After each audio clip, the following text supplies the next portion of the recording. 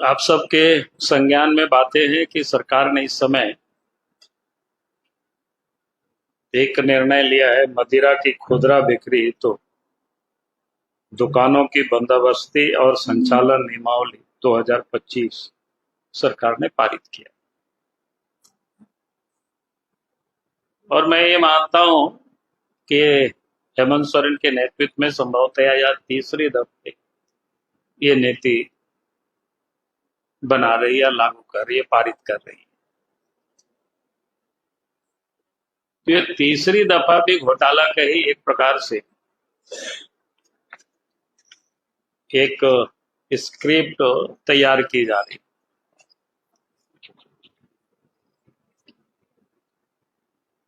क्योंकि इसमें जिस प्रकार से उन्होंने प्रावधान किया है नीलामी का, एक तो यूनिट और एक यूनिट में 1 से 4 दुकानें तक हो सकती है, इस प्रकार के ऐसा अखबारों में छापा है, ऑफिसर लोगों ने छापा है। तो इस प्रकार के कोई एक व्यक्ति या एक समूह अर्थात कोई कंपनी अधिकतम 12 यूनिट तक वो ले सकते हैं। अगर इस हिसाब से आप जोड़ेंगे तो फिर कुल मिलाकर के ध्यान में आता है कि भाई कुछ लोगों को लाभ पहुंचाने के लिए, उपकृत करने के लिए ये सारे नियमावली इन्होंने पारित की।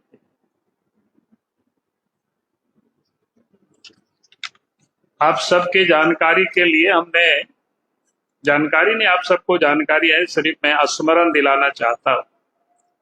1/9/2024 को भी हमने राज्य सरकार को एक पत्र लिखा था, और 1/2/2024 को जो पत्र हमने लिखा, पूरा कंटेंट मैं नहीं पढ़ता हूं, मैं थोड़ा नीचे की जो जिस ओर मैंने उनका ध्यान को केंद्रित किया था, वह झारखंड की सामाजिक संरचना में हजारों गरीब, दलित, आदिवासी महिलाएं जो सड़क के किनारे हड़िया दारू बेचकर अपने परिवार का पालन पोषण करती। आप भी उसी समाज से आते हैं, इसलिए आप भी आदिवासी महिलाओं की स्थिति से अवगत होंगे।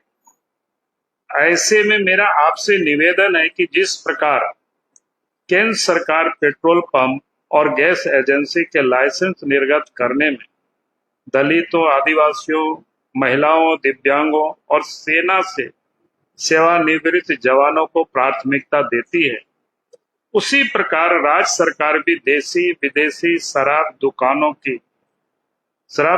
का लाइसेंस जारी करने में गरीब आदिवासी महिलाओं एवं सेना से सेवानिवृत्त जवानों को प्राथमिकता प्रदान करे। एक बात मैं और ध्यान दिलाना चाहूंगा, चूंकि शराब नीति का निर्धारण पंचायती राज विभाग और ग्राम सभा का विषय है, अतः मेरा विनम्र आग्रह है कि राज्य सरकार इन विभागों से मंतव्य प्राप्त कर ऐसी नीति का निर्माण करे जो ग्रामीण आदिवासी महिलाओं के हित में हो एवं उन्हें सम्मान पूर्वक जीविका चलाने में सहायता मिले। आपका सहयोग राज्य के विकास और सामाजिक उत्थान में अत्यंत महत्वपूर्ण रहेगा। तो मैंने 2024 के सितंबर में ही राज्य सरकार को हमने पत्र लिखा, लेकिन जो सरकार गरीबों की अपने को बड़ी हितैषी मानती है, आदिवासियों के हितैषी मानती है, लेकिन कहना कुछ और है और करती कुछ और है सरकार। इसलिए मैं फिर से सरकार से मांग करता हूं, भाई सरकार रोजगार देने की यह दिखावा नहीं करे, बल्कि रोजगार देने के लिए काम भी सरकार करे, ताकि सरकार जिस प्रकार से जो मॉडल तैयार की है अभी, वो क्या है कि चंद रसूखदार नेताओं के करीबी व्यापारी लाभ उठा पाएंगे। बेरोजगार युवा, छोटे उद्यमी और ग्रामीणों के लिए इसमें कहीं कोई जगह नहीं। आज तो नहीं, लेकिन मैं बता सकता हूं किन किन लोगों को लाभ पहुंचाने के लिए इस प्रकार की नीति बनी है। इसलिए हम मांग करते हैं राज्य सरकार से, ये सबसे महत्वपूर्ण है कि एक तो दुकान की वो नीलामी करे, अच्छी बात है। एक व्यक्ति एक दुकान, यही होना चाहिए। इसमें कोई कंप्रोमाइज नहीं होना चाहिए। अगर वास्तव में राज्य सरकार चाहती है यहाँ के लोगों को रोजगार मिले, तो एक व्यक्ति या परिवार के लिए एक दुकान की नीति लागू हो, ताकि शराब व्यापार में भी समान अवसर और पारदर्शिता लाई जाए। आप सबके जानकारी में भी है कि गैस वगैरह भी या पेट्रोल पंप वगैरह भी कोई एक व्यक्ति को 2-3 शायद नहीं मिलता है। तो हमारा कहना है कि भी सरकार जब कमीशन बेसिस पर ही होता है, उसमें कोई बहुत डिफरेंसेस नहीं है। इसमें से गवर्नमेंट का राजस्व, इसको कोई नुकसान नहीं होने वाला है।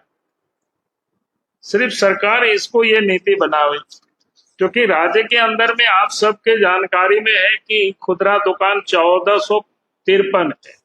आगे बढ़ भी सकता है सरकार की, जैसे अखबारों में मैंने देखा है संकल्प को। तो एक व्यक्ति एक दुकान, यही नियम होना चाहिए। दूसरा, हमने कहा कि जो व्यक्ति लाइसेंस ले वही दुकान भी चलाओ। ऐसा नहीं है कि हमारे पास पैसा है, हमने 50 दुकान ले लिया और हमने सब जगह व्यापार कर रहे हैं, तो इसका कोई मतलब नहीं। सरकार को यह सुनिश्चित करना चाहिए भाई एक लाइसेंस उन्हीं को दे जो दुकान चलाता हो या उनके परिवार के लोग चलाता हो। इतना तक तो चलेगा कि भाई परिवार के लोग चलाते भी हैं, लेकिन ये नहीं कि भाई बाबूलाल मारंडी किसी के नाम से लिया 10 और चला रहा है, तो मैं समझता हूं ये बिल्कुल अपराध है और ये नहीं होने देना चाहिए सरकार को। इसलिए हमने कहा कि जो लाइसेंस ले वही दुकान भी चलावे। आगे मैंने कहा कि दुकान संचालन में परिवार की प्रत्यक्ष उपस्थिति अनिवार्य हो। ये उसी से जुड़ा हुआ संबंध है। यानी आप दुकान चलाते हैं अपने नाम से और कोई और चला रहा है, ये नहीं, प्रत्यक्ष उसके परिवार के लोग चला। अगर बाप के नाम से है तो बेटा बैठ सकता है, पत्नी बैठ सकता है, पत्नी के नाम से पति बैठ सकता है, बेटा बैठ सकता है, ये सब चलेगा जो जितना होता है परिवार के सदस्य के रूप में। तो यानी वही लोग संचालन करे, दुकान में मौजूदगी वो दिखाई पड़े।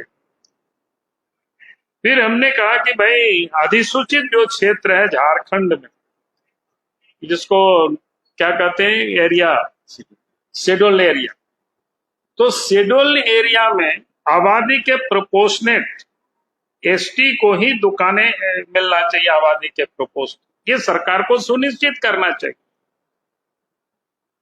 और उसके बाद ग्रामीण क्षेत्रों में जो महिलाएं दारू हड़िया सब सड़कों पर बेचती है, महिलाओं को उसमें प्राथमिकता मिलनी चाहिए। तो ये पूरे विषय है ताकि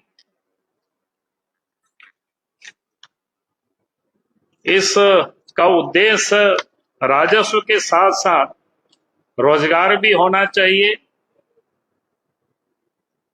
ताकि कहीं कोई घोटाला नहीं हो सके, इसकी सरकार को देखना चाहिए।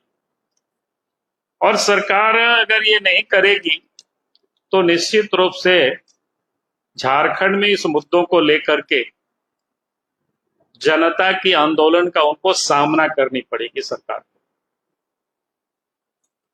क्योंकि ये मामला कोई छोटी मोटी नहीं है, मामला बड़ी मामला है। और इसलिए मैंने पहले भी सरकार को पत्र लिखा था और आज मैं आप सबके माध्यम से सरकार के संज्ञान में ये सारे बातों को हमें लाना था। इसलिए मुझे लगा कि आज विषय इतना ही है हमारी ओर से। बहुत बहुत धन्यवाद।